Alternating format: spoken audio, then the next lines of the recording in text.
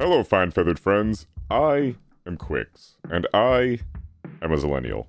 This means I was born too late to be able to experience some of gaming's greats in their prime, but fortunately I was born just in time for the adults in my life to introduce me to one of the greatest games I have ever played, and a game that defined my childhood.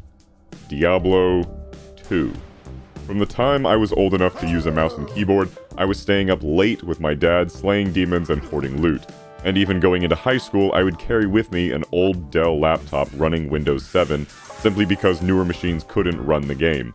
Over lunch break, instead of socializing, I was in the science lab playing Diablo 2 because there were power outlets near the tables. A few years later, we got Diablo 3, and it was okay, I guess. Not really my cup of tea, and I was playing it on console, so even less so. But fast forward to 2021, and there I am sitting around with friends watching some new game announcement trailers, when lo and behold... Know what I seek, Marius? Demons from mine.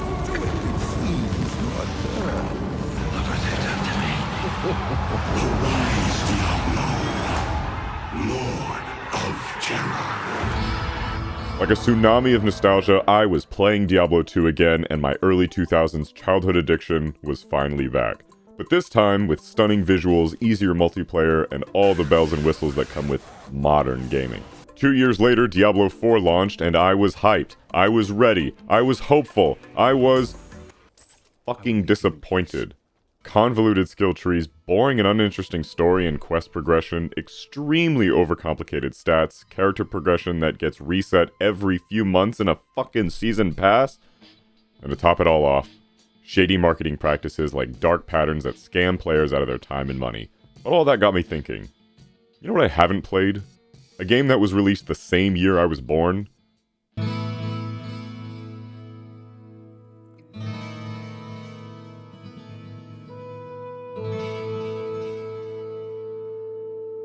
That's right, the original Diablo. Released in January of 1997, and the one game in the series that I had never played before.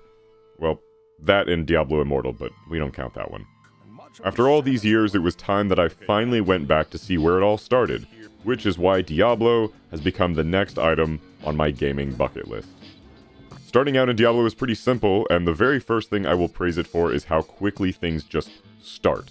No exposition, no long cutscenes or dialogue, no complex character creation, just pick one of the three classes and bam, you're in the town, and you can just start doing whatever you want. This same kind of thing carries over into Diablo 2 as well, so full marks for that.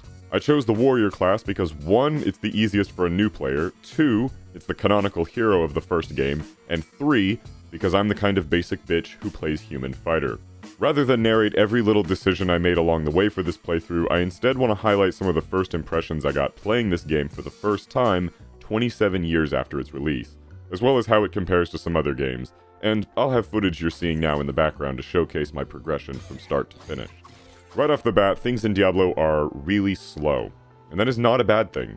As a streamer, I tend to worry when games take their time, and if the content will come off as boring, but more often than not, that's exactly what we need in an adventure game to really make us feel pulled in and immersed.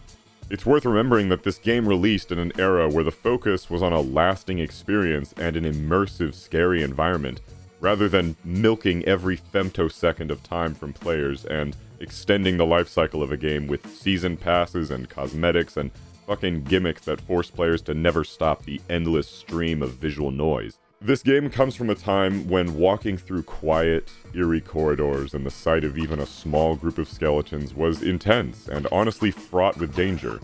That segues perfectly to the next point. Diablo is a hard game.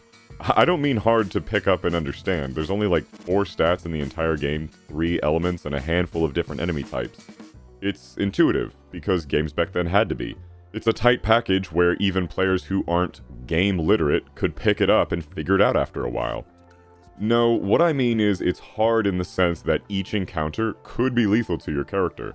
Even the first few enemies in the first level of the dungeon have the very real possibility of getting you killed. Oh yeah, in case I forgot to mention, this game is only the one dungeon, with 16 levels and one final boss. Sure, there are mini-bosses and side quests sprinkled along the way, but it's really just a super tight package. One town, one dungeon, and you'll be going back and forth between these two a lot. Where's the kid? Fucking Wirt. Wirt, get over here. I want that leg. After playing for a good hour or two and making it all the way to the infamous Butcher mini-boss, there was a lesson I had to learn the hard way. Did he just fucking... No! Get out of the inventory! Oh, I'm toast. Not in a corner! No! Bro! Oh my god. Wait. Wait. Did I just goof? I think I fucked up. I think I made a mistake. Cause, I can't help but notice there is not a respawn option. I cannot help but notice that there is not a load game option. You see, it appears that what Quix has done in this scenario is not saving the game. It's all manual saves. So yeah, I had to start all over because I didn't have a single manual save, which meant I was doing all of that over again. From this point onwards, I was manually saving every chance I got. Part of that aforementioned slowness of Diablo comes from its lack of abilities, spells, and enemies. Granted, there's a pretty large roster of spells at the player's disposal, but you're not likely to find all of them on a first playthrough, and on Warrior, I'm even less likely to use them. This, paired with significantly fewer enemies compared to future ARPGs, makes for a less, flashy gameplay experience, and honestly more of a survival horror feeling. Managing resources and potions, limited inventory space, and the loneliness of delving deeper into the dungeon really solidifies the fact that you're a lone adventurer who is vastly underprepared for the evils of hell that await them in the depths. Unfortunately, that lack of variety also means that most encounters are going to look like this.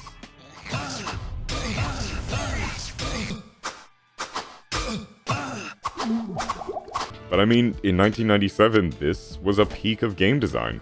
I certainly can't speak about it like I have any understanding of what it was like to play this and other games in that era, but looking back at it now, almost 3 decades later, it really highlights what was more important in the eyes of game devs. To me personally, it feels like Tristram is a real place I want to walk around and explore. The people here are full of insightful dialogue, and I feel like I can take my time and go on this adventure. Players want to spend time on this and other games like it, not just because of the nostalgia, but because it slows things down. It lets the players feel properly immersed. This might be a strange comparison, but I liken this feeling to a lot of cozy games, where the focus is on long-term investment in a singular place or a group of people, where you can focus on minute details and stop to just revel in the little victories or milestones. The whole world isn't at stake, but perhaps it's just a single town, where the player can feel relaxed and calm, except in Diablo's case, that feeling is anything but calm, and instead is replaced with dread, danger, and eerie anticipation for what could be lurking around every corner. That dread became very apparent when I finally got back to the infamous Butcher in the second level of the dungeon, and even that singular enemy was enough to keep me strategizing for a good half hour.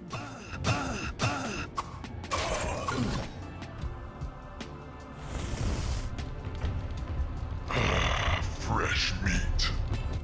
So if I... Fresh meat. You son of a bitch. You son of a bitch. This isn't working the way I wanted it to. No, wrong spell.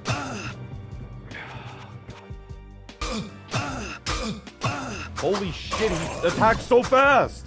This is ridiculous. Oh my The spirits gosh! of the dead are now avenged. We fucked him up. Reaching dungeon level 6, we start finding the biggest flaw of the warrior class, the lack of range. Whether it's skeleton archers, demons with fireballs, or this group of acid-spitting lizard things that just wrecked my shit. By the time I reached the 8th level of the dungeon, I found Czar the Mad, a crazy wizard who does not like you touching his books. Hello, Czar the Mad. What? Why are you here? All these interruptions are enough to make one insane. Talk to me. Your curiosity will be the death of you. Oh. Oh! Why are... Oh, fuck you.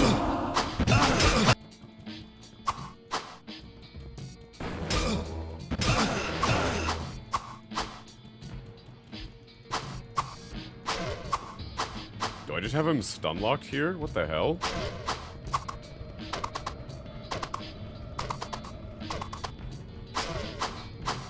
Is it because he's between the bookshelf and these candles?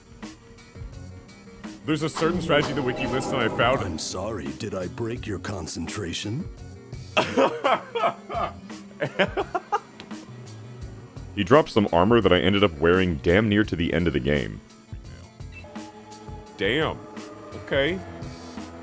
Blessed Mail of the Stars was 18 armor, so it's already an improvement. But on the subject of the endgame, let's talk about the next flaw in my strategy: rushing ahead. By the time I reached dungeon level 9 and 10, I started running through them much faster, avoiding side tunnels and opportunities for loot and enemies, and instead opting to fast track through the dungeon to get as far as I could in an effort to make significant progress. Levels 11 and 12 had the stairs spawn incredibly close together, so I basically turned a corner, lucked out, and could skip whole levels of the dungeon.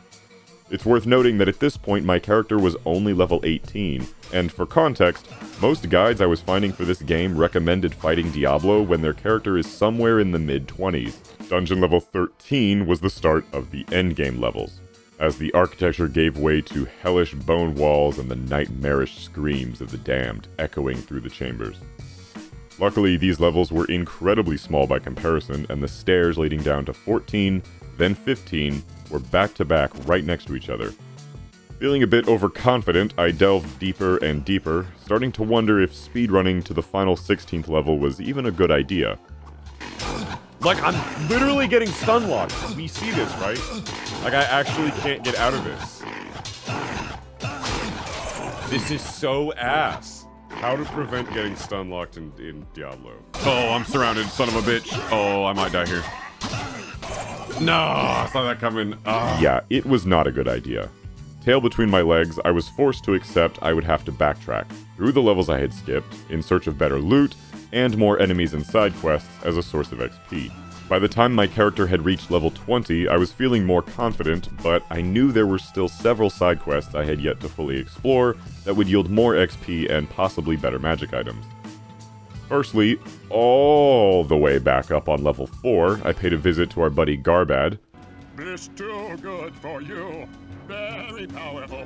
You want, you take. Okay. Lastly on the side quest list, I wanted to try and complete was Arcane's Valor and...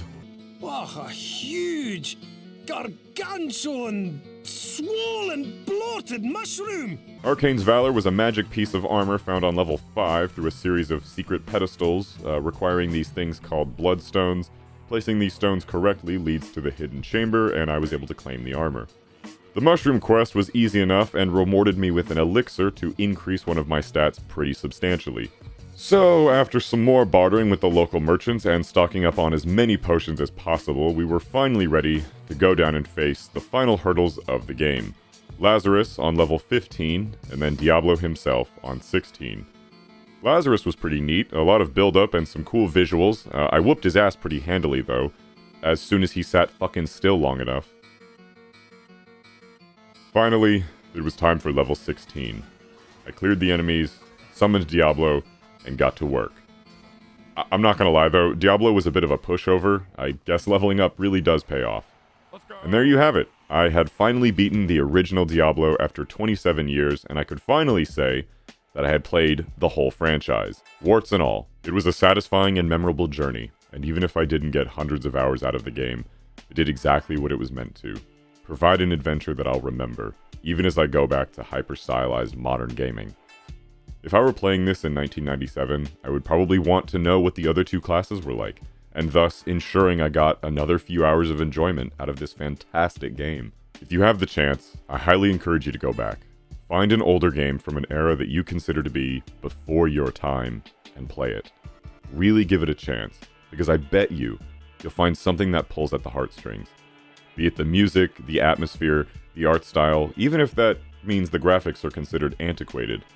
Or maybe it'll just be nostalgia, for a time when gaming was simpler. Stay a while and listen. I'm Quix, and thanks for watching.